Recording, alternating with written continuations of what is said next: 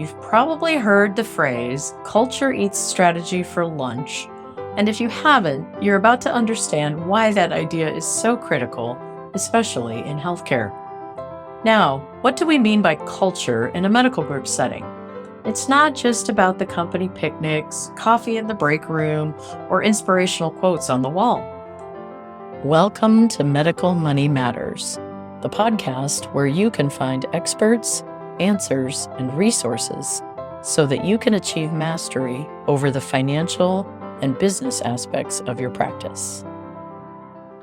Hello, everyone. I'm your host, Jill Arena. I began my career in accounting and finance, and I have more than 30 years of experience running medical groups.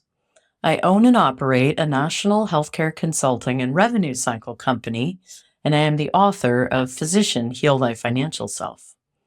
In 2020, I co-founded the Physician Leadership Project, and my passion is to increase financial and business literacy for physicians. Episode 97, The Culture Club, Building Culture in Your Medical Group. Welcome to today's episode where we're diving deep into one of the most important but often overlooked aspects of running a successful medical group, building a positive, intentional culture.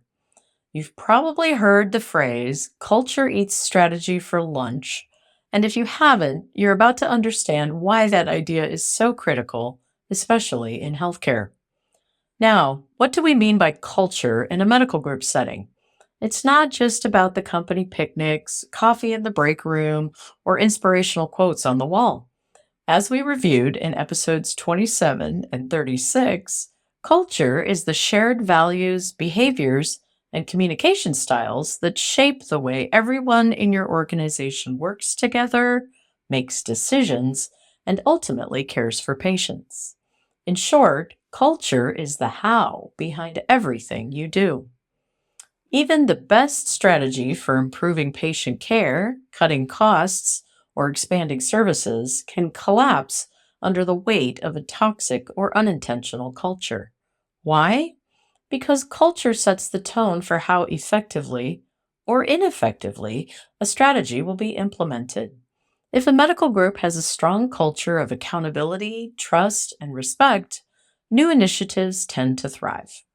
But if the culture is fragmented or dysfunctional, even the most brilliant strategy won't stand a chance.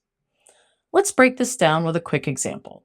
Imagine two medical groups. One group has a clear set of values around collaboration where physicians, nurses, and administrators all contribute to decisions.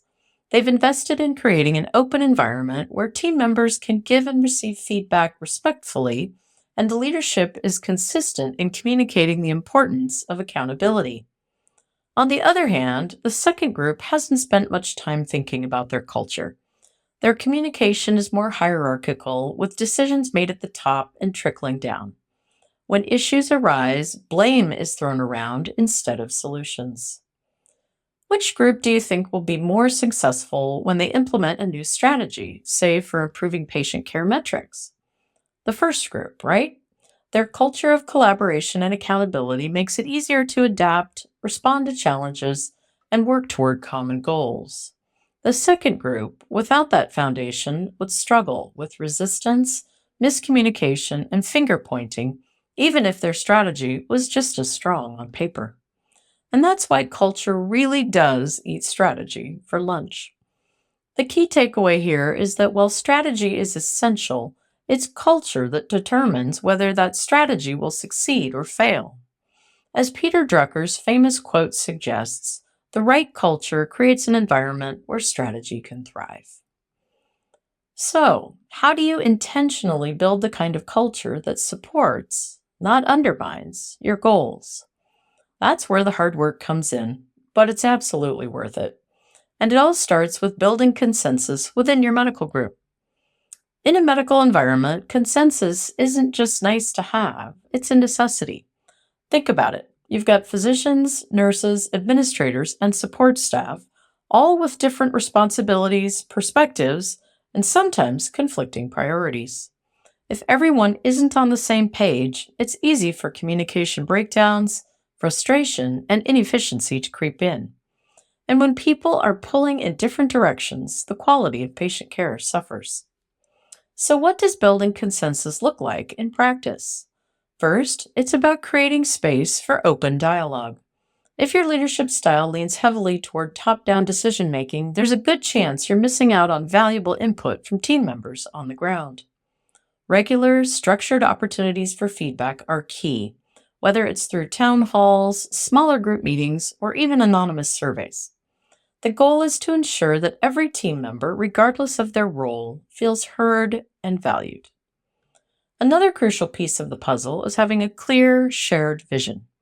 When everyone understands and believes in the group's mission and values, you're much more likely to build consensus because people are working toward the same end goal. Take the time to define what your medical group stands for, not just in terms of patient outcomes, but in how you treat each other as colleagues. Is collaboration a priority? What about transparency or innovation? The more specific you can be, the easier it becomes for your team to align with those values. Involving all stakeholders in decision making is another great way to build consensus. Obviously, not every decision can involve every team member, but when it comes to major shifts like introducing new technology, restructuring departments, or setting group wide goals, engage a diverse set of voices. You'll not only make better decisions, but you'll also have buy in from the people who need to execute those decisions.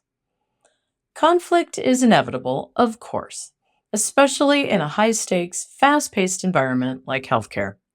But the goal is to manage conflict constructively rather than to let it fester. Encourage regular feedback loops where issues can be raised and resolved before they spiral into bigger problems.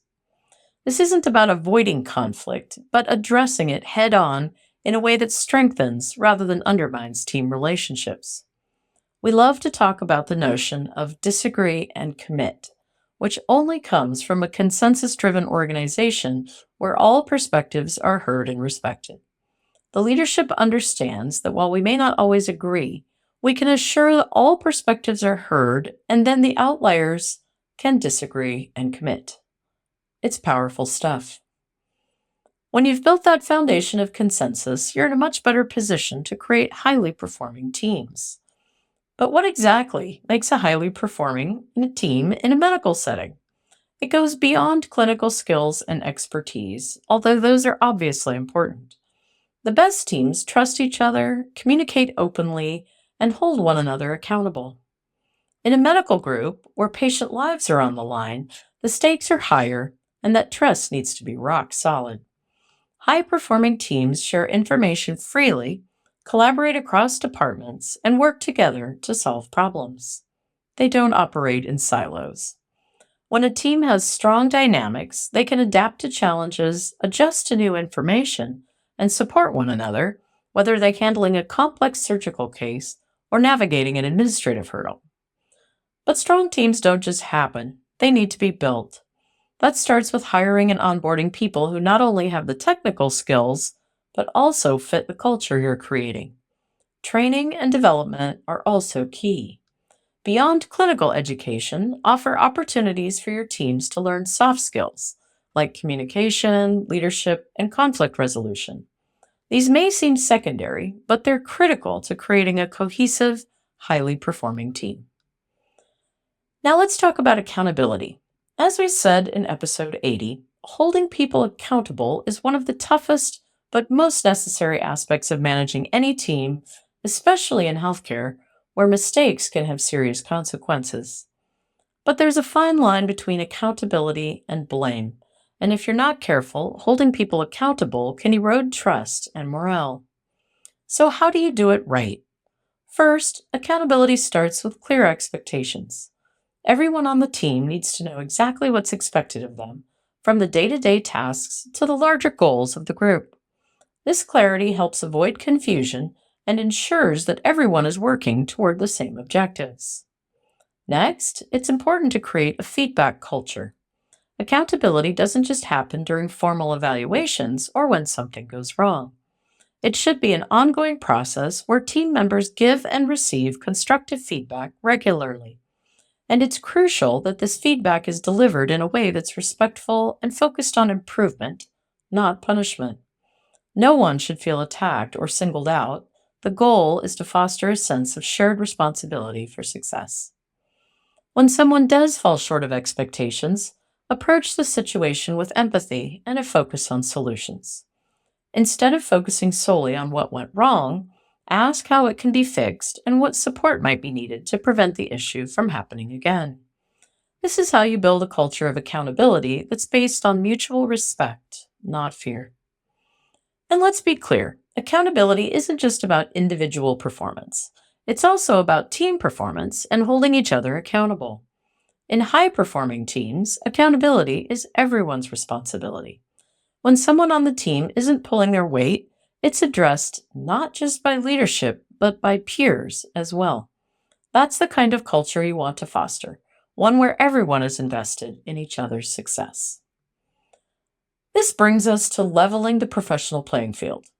In healthcare, the traditional hierarchical structure can sometimes create power imbalances where certain voices, whether it's nurses, physician's assistants, or junior physicians, aren't heard as often or as loudly as others.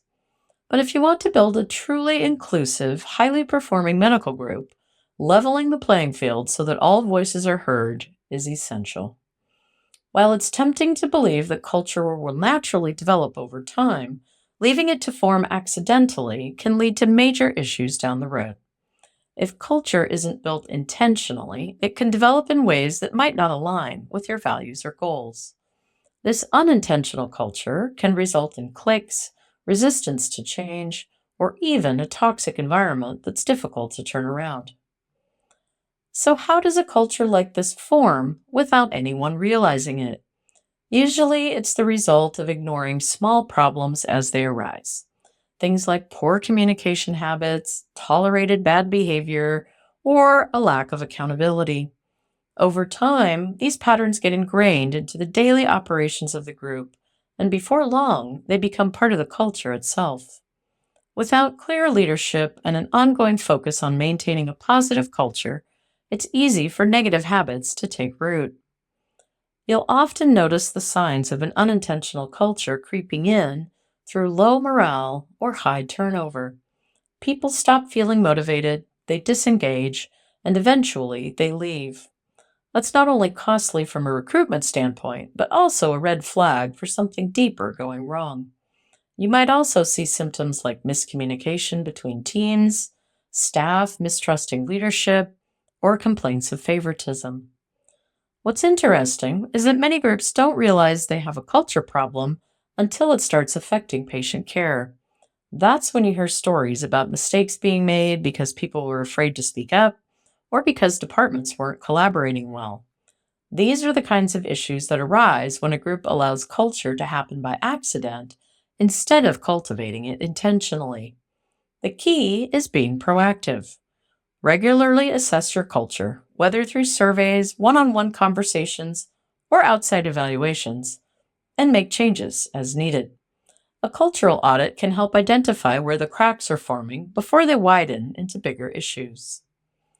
Another significant challenge that arises when culture isn't built intentionally is the role that egos can play in disrupting group dynamics. Let's face it, the medical field attracts high achievers, people who are often used to being the smartest or most accomplished person in the room. That can be a great thing for patient care, but it also comes with risks. When physician or executive egos aren't kept in check, they can damage the entire group's culture. Unchecked egos can lead to power struggles where individuals are more focused on being right or protecting their own status than on the collective success of the group. This is especially problematic in a medical environment where collaboration and shared responsibility are crucial for patient care. If certain individuals dominate the conversation or make unilateral decisions without considering the input of others, it can create resentment and disengagement among the rest of the team. Over time, this damages trust and makes it harder for the group to function effectively. Egos can also contribute to a culture where feedback is taken personally rather than as an opportunity for growth. In a high stakes field like healthcare, where lives are on the line, it's critical that feedback is embraced and used constructively. But when egos get in the way, team members may become defensive or even retaliatory, which stifles innovation and improvement. So, what can be done to manage egos and avoid power struggles?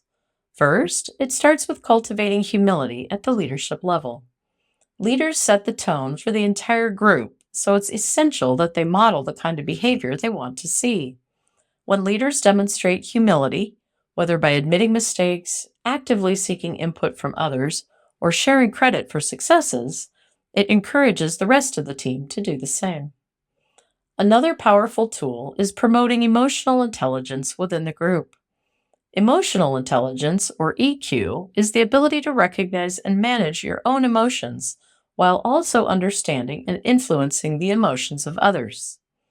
Physicians and executives with high EQ are better equipped to manage their own egos and avoid getting caught up in power struggles.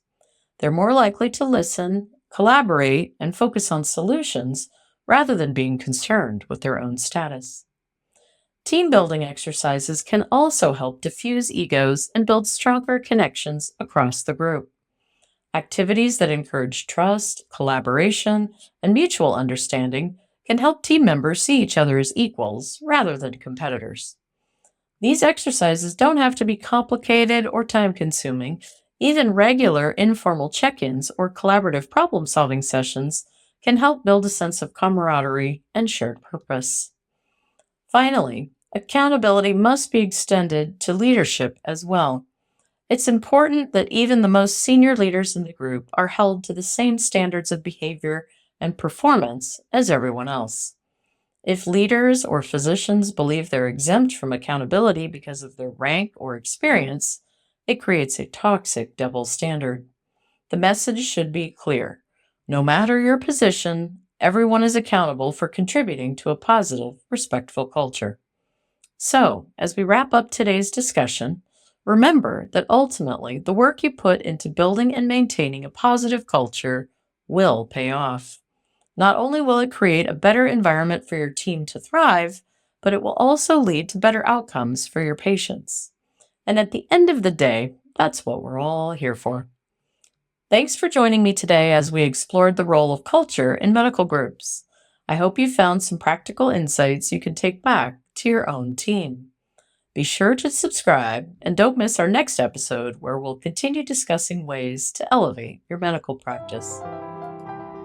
You can find more information online at medicalmoneymatterspodcast.com, and you can sign up to be notified when enrollment opens for the Medical Money Matters e-learning program for a mini MBA physician style, which will carry CME credits and will be released in upcoming months. In that, we'll do an even deeper dive so you can understand dynamic budgeting strategies, cash flow forecasting, and other more esoteric financial concepts. We've included those links in the show notes.